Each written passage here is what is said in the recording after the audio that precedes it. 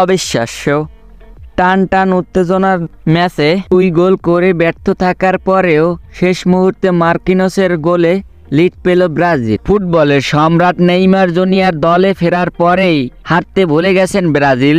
প্রথম ম্যাচেই বলিভিয়াকে 5-1 গোলে উড়িয়ে দিয়েছে ব্রাজিল। দর্শক, 2026 বিশ্বকাপের বাছাই পর্বের দ্বিতীয় ম্যাচে কষ্টান্বিত একটি জয় পেল ব্রাজিল।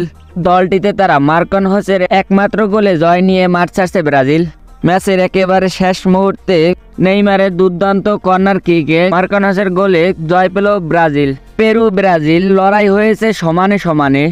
পেরুর বিপক্ষে ব্রাজিল আধিপত্য বিস্তার করে খেললেও প্রথম ম্যাচের মতন সেই ছন্দ ছিল না ব্রাজিলের। প্রথমার্ধে ঠিক ব্রাজিলের মতন তাদের দেখা যায়নি।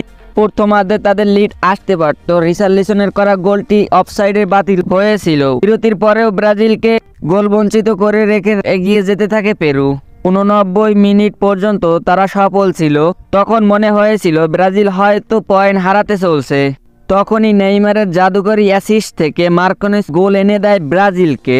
সেই গোলটি হয়ে যায় ভাগ্য নির্বাচন করার গোল। নায়ক বনে যায় মার্কিনোস।